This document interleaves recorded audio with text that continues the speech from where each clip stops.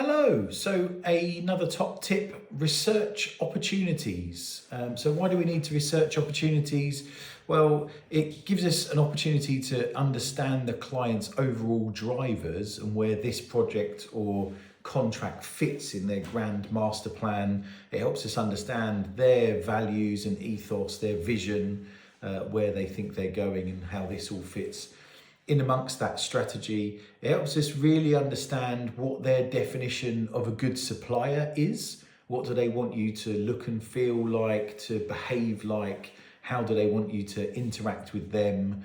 What do they want you to call things? What's the vocabulary that they want you to use? It gives you an opportunity to research their key staff members. So there's likely to be 5 people eventually read your bid on average. You know, a emotional buyer, a technical buyer, somebody who's responsible for signing the check, other influencers, regulatory bodies, community groups, whatever that might be, and then obviously procurement people. So who are they? And into the sort of capture and strategy stuff of what's keeping them up at night, what's on their scorecard for their appraisal at the end of the year. We'll have to go and talk to them during capture to understand much of that, but it's all part of what we can do some research on, understanding who these people are and their roles, their sphere on the purchase decision.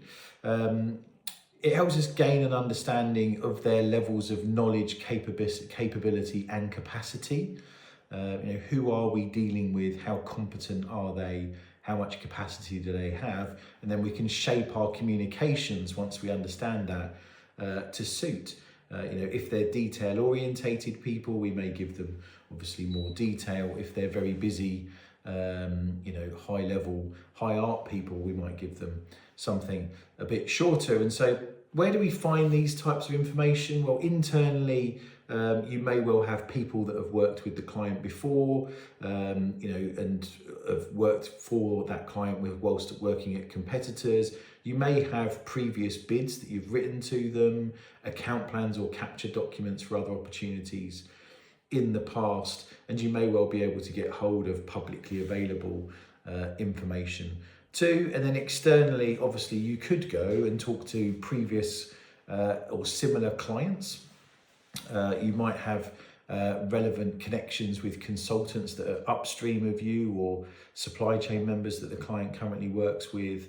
And then, of course, there's publicly available information. Clearly, the game's really moved on in terms of research with the use of the internet and AI in particular. So how do we make the best use of that? What tools are available? There's a whole plethora now of tools, whether it's just the straightforward publicly available AI tools or whether there are different tools that spider the internet to understand what people like on their LinkedIn profiles to inform how they think, their personality DNA, all of that kind of stuff. You can get really deep with it, but the point is, we need to do this to inform good bid decisions.